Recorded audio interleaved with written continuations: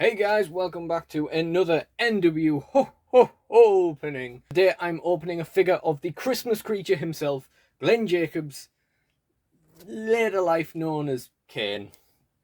Not really as good of a name as Christmas creature, is it? Now, I've had this figure, I actually got this last Christmas from my girlfriend who, bless her heart, she probably paid too much for it. I don't really remember the situation, but I'm pretty sure she bought it because she wanted to get me it, and then I found them cheaper somewhere. Or I got the implication that she paid too much for it.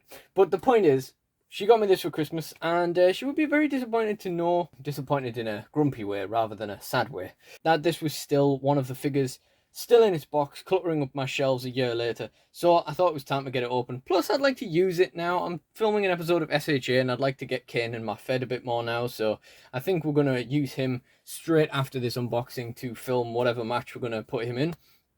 But yeah, let's take a look. So first of all, one thing with this figure is I actually had the WrestleMania Heritage one that I picked up ages ago, really cheap. And I made the mistake of not opening it at the time, and then I didn't fed for a few years, and then by the time I got back into it, I was kind of attached to it in box, and also it's kind of worth money. It's not worth as much money now after the creation of this, which is also probably worth money now, but this was a gift, so I'm never going to sell that on, you know what I mean? So we're going to get this guy open.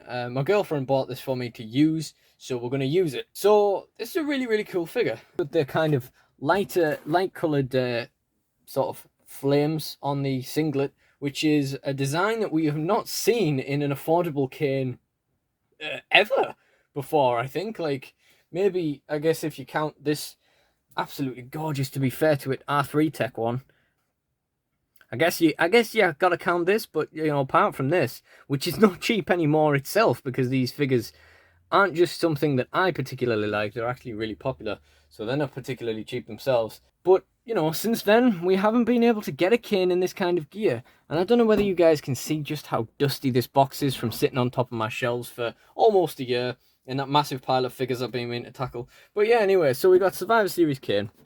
WFigs, we've got the Survivor Series chair and some spare hands. It's really, really cool. Got the box is really nice of this series. The colours on the back are really nice. I'm going to guess that it was maybe designed when they did Raw, SmackDown and NXT. I guess maybe is where the colour scheme came from. But yeah, we've got the lovely picture of Kane on the side. Looking gorgeous. Very, very Christmassy. And we've got Kane on the back there. Now we've got parts unknown. He weighs 323 pounds and he's 7 foot. WWE Champion, Intercontinental Champion, Tag Team Champion. No mention of anything else though, which is interesting. Shall we just compare this to the back of the WrestleMania Heritage figure, which is one of the reasons why I always check the details on the back of these figures. Let's take a look at the back of the WrestleMania Heritage one. Let's see. Height 6'1" and weight 212 pounds. Yeah, that sounds just about right, I would say, I suppose. The rest of the series was pretty good. This is a series I could have bought everything from, but in the end, I bought none of it, and obviously my girlfriend bought me the Kane. We had Drew McIntyre, John Morrison, Kane, and Samoa Joe. These are really cool figures. The John Morrison came with the sort of 2000s, like the mid-2000s WWE Tag Team title, obviously, which was really cool, except they didn't make Joey Mercury, so you had to buy two to get the belt, so in the end I just left the whole thing. Samoa Joe, you know, was certainly something I could have bought, and Drew was definitely something I could have bought, but I decided I wanted an earlier Drew. Joe, I'm still not completely sure of what he would do in my fed. So, anyway, I think we've waffled on enough, considering this video is, at the time of recording, unedited. It is 4 minutes and 43 seconds long, so I think it's time we get into this Kane and have a look at the actual figure, don't you? At this point in the video, I'd like to ask you guys, you're having a nice Christmas period at this point. If you're watching this video years later, what time of the year is it? You know, did you have a nice Christmas? Whenever the last one was, you know?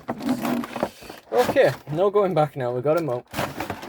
And there we go. Apart from a masked R3 Tech Kane I borrowed from a friend years ago, which is why I like it so much as a figure and why I have the one that I have now. I've never used a masked Kane before as a figure, ever. And Kane has not turned up a lot in my fed because my bald Kane, that was Jack's, didn't have great joints. But yeah, I guess, you know, that's probably something I should waffle on about at the end when I'm talking about what he's going to do in my fed, but whatever. So we're just going to lean that backdrop back there, as we always do, and we're going to very, very carefully try and get this guy out of his box. Okay, so my immediate reaction is that we do have a few marks on this guy. First of all, we've got a little silver mark on his bicep there. Hopefully that'll just come off. We have a couple of marks on his chest there and there as well. And there's a small mark down there on the side of the singlet. Oh, lots of marks on the back actually. There's a lot going on here. There's a little one there. There's a little one on the back leg there as well. Like, geez, and some on this leg as well. Jesus, this might be the most marked figure I've ever gotten out of the box. That's not great, but never mind. It is what it is, I suppose. Can't be helped. So first of all, let's take a look at the accessories. We've got the... So hopefully we'll be able to get those marks off no problem. At least some of them will probably come off easy. As long as we can minimize how many he has on him, that's okay, I guess. So in terms of accessories, we've got the spare gloved fist hand. We've got the spare ungloved fist hand. I kind of let off these wider open hands on Kane because obviously you can actually choke someone with that rather than, like, you know, doing nothing. Most people who have hands like that, I mean, like this big boss man, what's that hand getting used for? I mean, I could believe that an Attitude Era boss man would choke someone like just with his bare hands, but whatever, or with his gloved hands in this case, but whatever. Anyway, the other accessory obviously is this Survivor Series chair, which is another reason why I like this figure. This is a really nice thing. I like that the Mattel chairs sometimes come with something on them. And, you know, I kind of want more of these. I quite like this. I don't know if I'll ever do Survivor Series in my Fed. I probably plan to. But, you know, it's just a really nice little accessory to have. I do have one of the Survivor Series chairs from years gone by that I got with a 1 of 1000 Evan Bourne with Wade Barrett on it. And I unboxed it purely because I wanted the Wade Barrett chair. And I can't find it. So that's gone well. Anyway. Let's get into the next important part of the video, which is checking the joints on this dude. So, let's see. First of all, we go from the top down. That head is super stiff. That is so stiff. That's excellent. Okay, we've got... it's not as stiff as I thought it was going to be when I made that first move, but that's an okay shoulder. The elbow's fine. And the wrist's pretty good, actually, for interchangeable hands. That elbow is actually maybe not that great, but you know, it could be worse. That shoulder's more loose. The arm is okay. The elbow's not great, but we've got that elbow pad on the way there. The one problem with this is, like I say, I wanted to use him in an SAJ match, which would be a hardcore style match, and he has no actual like closed hand. So as much, I mean, he doesn't need a choking hand on that arm, I guess. But you know, anyway.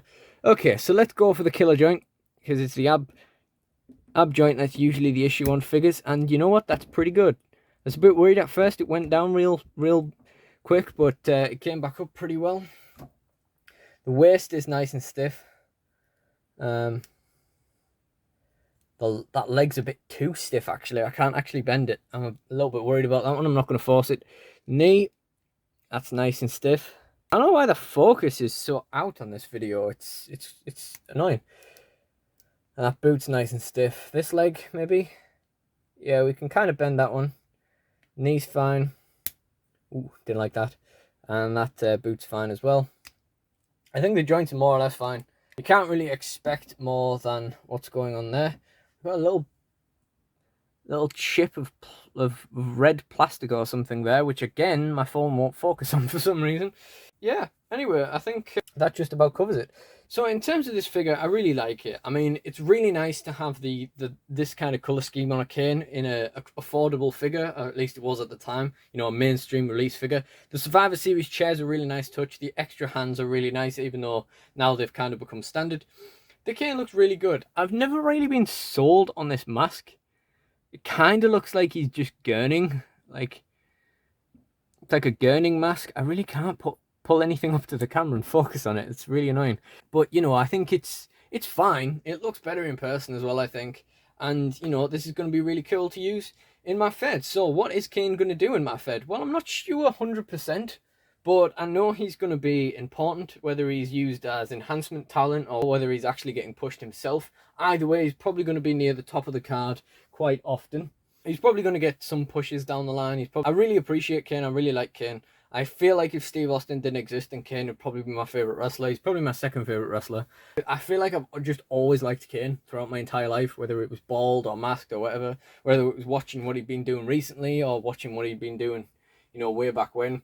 I didn't really care for when he got remasked. That replacement mask was pretty awful. Hell had some good times then. Whole Team Hell No thing was pretty funny, and he had some great matches around that sort of era as well. So it was pretty interesting. But I'm waffling on now. But yeah, I think he's gonna have important roles in DSW as we go along. Even if I don't necessarily have any clue so far what those are going to be. But that being said, if you enjoyed watching this video and if you enjoyed watching me waffle on, and if you would like to see more NW openings, then please do like, comment, and subscribe to check out more. Check us out on Instagram as well. There'll be a link in the description as well as to all of our other socials. Thank you for watching this video, and goodbye.